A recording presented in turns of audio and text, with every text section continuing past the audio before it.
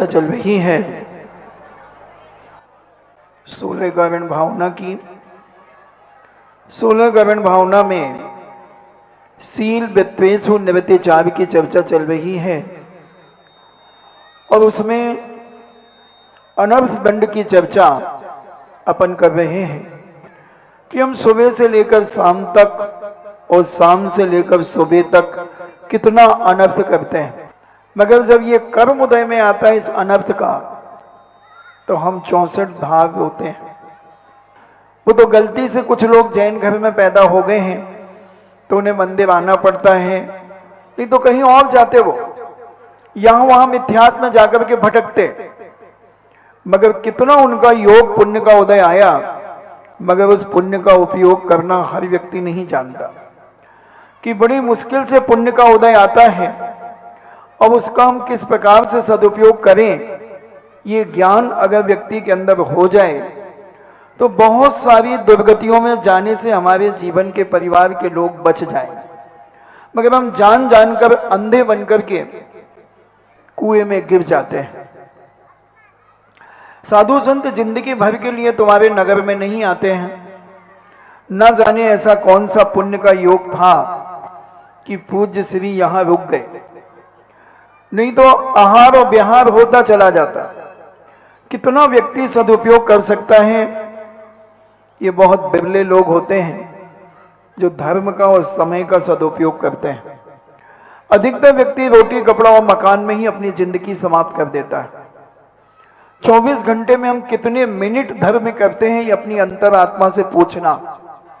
हम धर्म की बहुत बड़ी बड़ी बातें करते हैं, बहुत बड़ी बड़ी बातें करते हैं धर्म की, मगर सोने के पहले 5 मिनट प्रत्येक व्यक्ति एक अपने जीवन का ऑडिट करे कि हम कितनी देर ओरिजिनल धर्म करते हैं।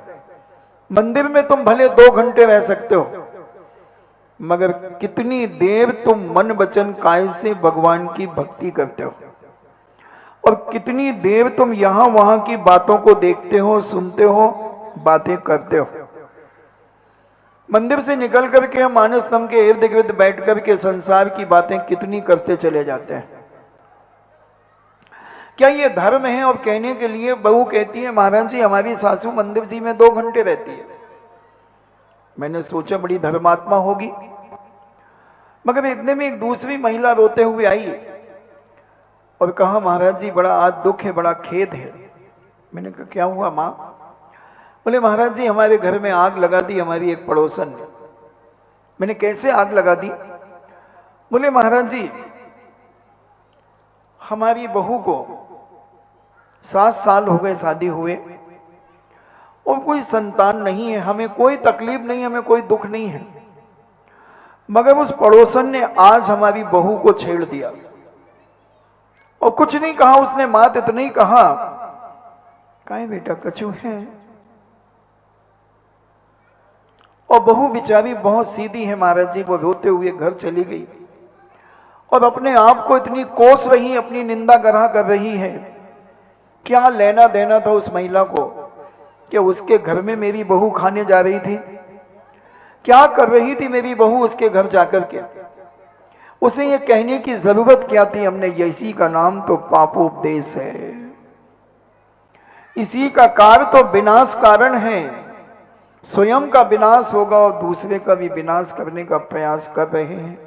दूसरे का विनाश हो या ना हो, मगर तुम्हारा जरूर होगा, क्योंकि तुमने उसके घर की शांति को भग्न किया है, भग्न कर दिया, उसकी शांति को तहस नहस कर दिया। न उसके पति को कोई विकल्प था, न उसकी सासू मां को कोई विकल्प था, न उनके परिवार के अन्य देवर आदि को विकल्प था, मगर तुम्हें क्या विकल्प था? क्या तुम्हें अपने घर की रोटी नहीं पच रही थी? जो तुम दूसरों के घर में अपनी पाप की, अपनी कसाई की, अपनी अहंकार की बात लेकर के तुमने उस बहू बिटिया को छेड़ दिया। आज 15 दिन हो गए वो बहू बेचारी तड़प रही है। उसकी वेदना का सारा पाप उस महिला को लगेगा जिस महिला ने जले में नमक डाला। सहन नहीं कर पाओगे जब ये कर्म उदय में आएगा। अधिकतर यूजलेस महिलाओं का एक ही काम होता है, घर से तो आती हैं मंदिर के नाम पर, और मंदिर में एक आध आरती और स्वाध्याय की दो चार लाइनें सुनी और यहां वहां गुट बना करके बैठती हैं और इसके उसके घर की बातें करती चली जाती हैं। यह कहलाता पापोपदेश अनर्थ दंड, निष्प्रयोजन क्रिया करना। क्या जरूरत थी आपको उसके परिवार की बात करने की? क्या जरूरत थी उसके परिवार को छेड़ने की? आपसे उन्होंने कुछ पूछा था? तुम मिथ्या दृष्टियों से मिथ्यात्म घसीटना चाहते हो।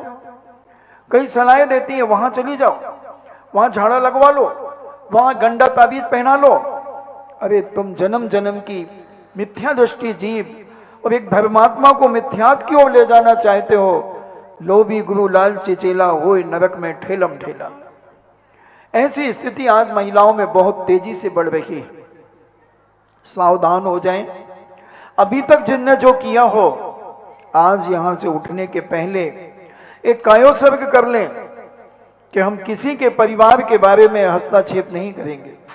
हमें क्या लेना देना, उसका पुण्य है, उस बिटिया का पुण्य है, उसका पाप है। तुम उसमें बीच में हड्डी में कबाब क्यों बन रही हो? कबाब में हड्डी क्यों बन रही हो? तुम अपने जीवन की दुर्गति क्यों विनाश करना चाहते हो? मैं सारे विश्व की महिलाओं से, माताओं से, पुरुषों से कहना चाहता हूं, किसी के परिवार में क्या हो रहा है, तुम्हें तब जरूरत क्या है? तुम कौन होते हो? तुम्हें किसने अथॉरिटी पावर दिया है कि तुम उसके परिवार का हस्तक्षेप करो? और सबसे ज्यादा ये 50 से ऊपर जो हो जाती है यूजलेस, इनके ही ये सारे षड्यंत्र होते हैं। क्योंकि इन्हें कोई काम होता नहीं। बहू भी कहती है जाओ तो तुम मंदिर जाओ, घंटा 2 घंटा कम से कम, हमें शांति तो रहेगी, नहीं तो घर में बहुओं को छेड़ेंगी।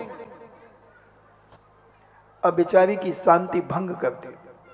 आज 15 दिन हो गए, उसकी सासू ने आज मुझे आकर के बताया कि महाराज जी अब बताओ हम उसे कैसे समझाएं, ये किसी के हाथ में है क्या बच्चों को जन्म देना?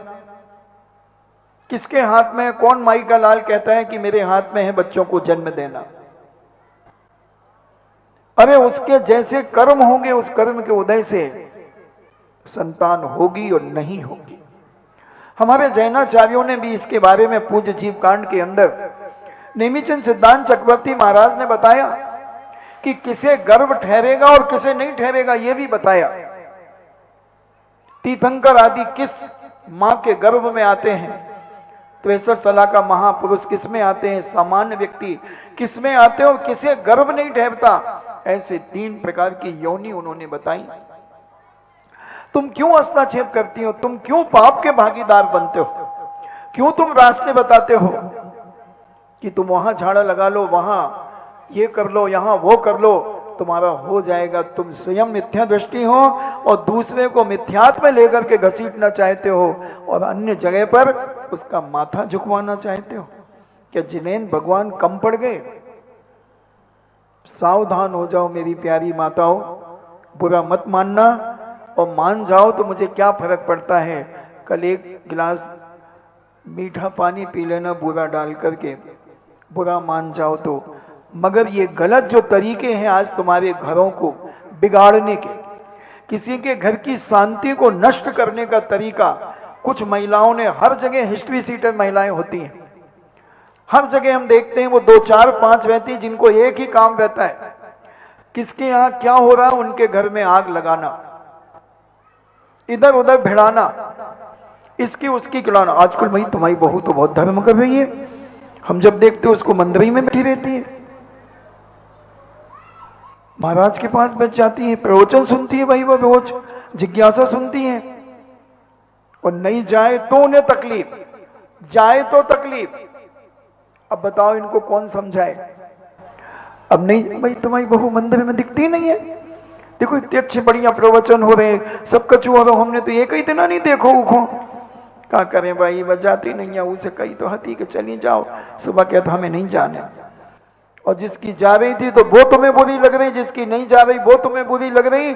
तुम्हें लग क्या अच्छा रहा और क्या बुरा लग रहा है, इस अपने बेईमान मन से पूछो। क्या सारी समाज का ठेका तुमने ले लिया है? तुम्हें करना क्या है इन सब चीजों से? ये पापोपदेश तुम्हें दुर्गति में ले जाएगा, अनर्थ दंड है ये, और तुम्हारी जिंदगी का ये सत्यानाश कर देगा।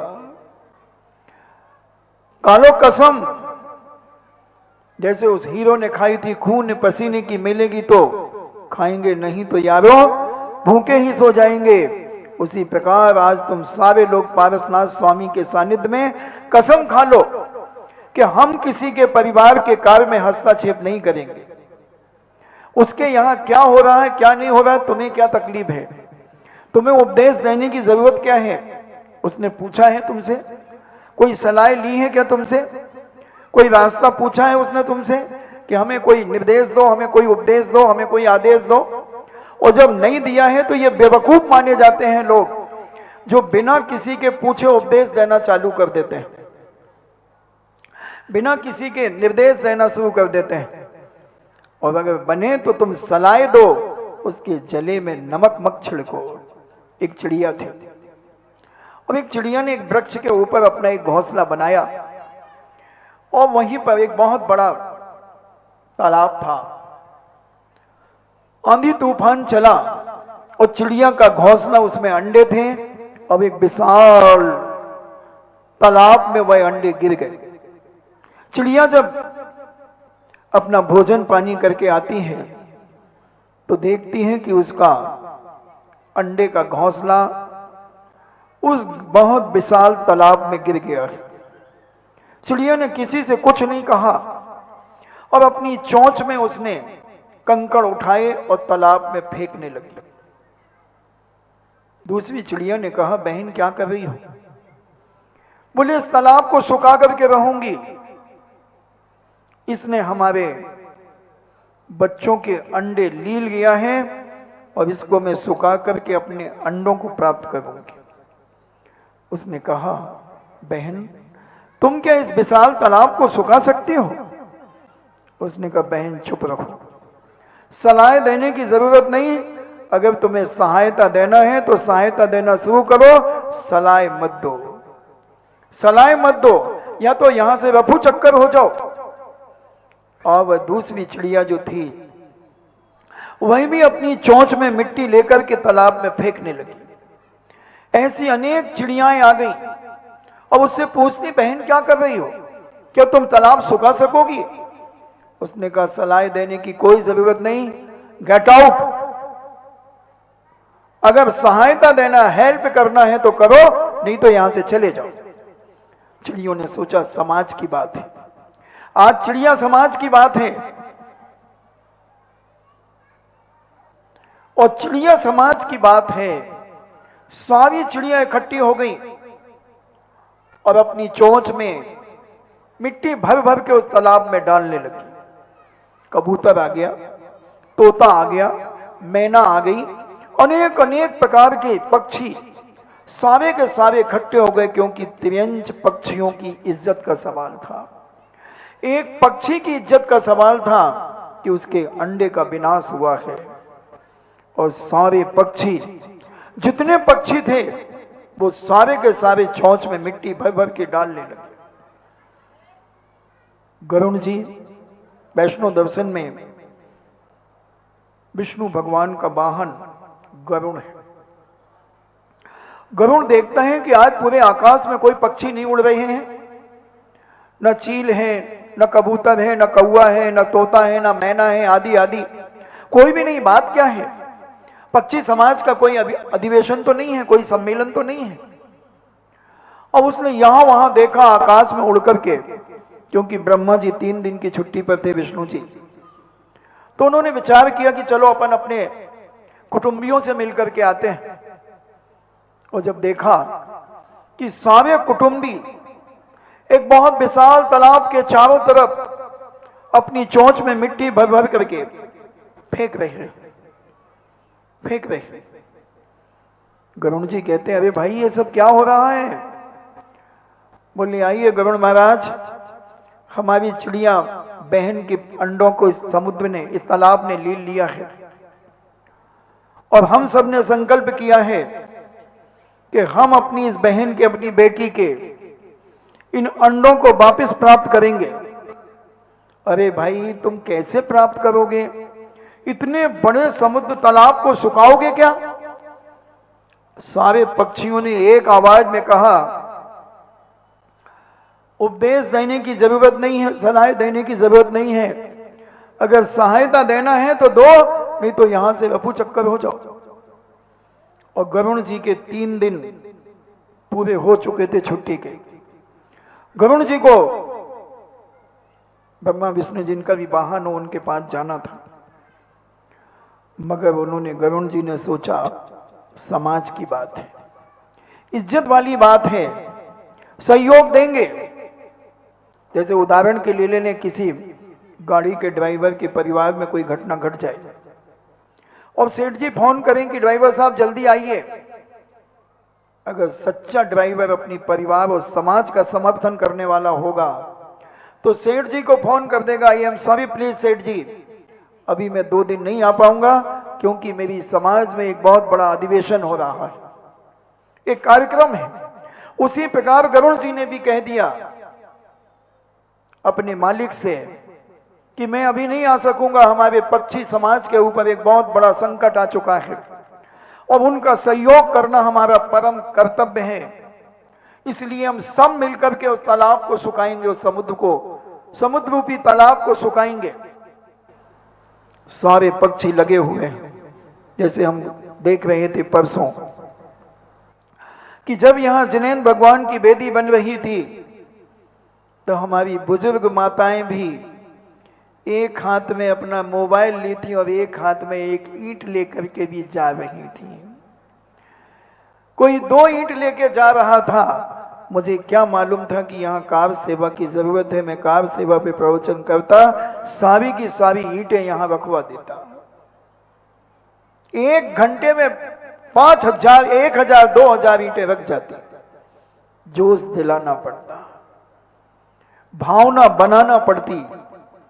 और ऐसे ही सारे पक्षियों ने अपने गरुड़ महाराज से कहा कि गरुड़ जी आप ज्यादा लेक्चर मत दीजिए, उपदेश मत दीजिए, किसी को हिताश मत कीजिए, आप उपदेश दे रहे हैं, प्रोत्साहन कीजिए और ऐसा उपदेश दीजिए आप सारे को कि हमें जोश आ जाए और हम सारे मिलकर के इसे सुखा करके रख दें।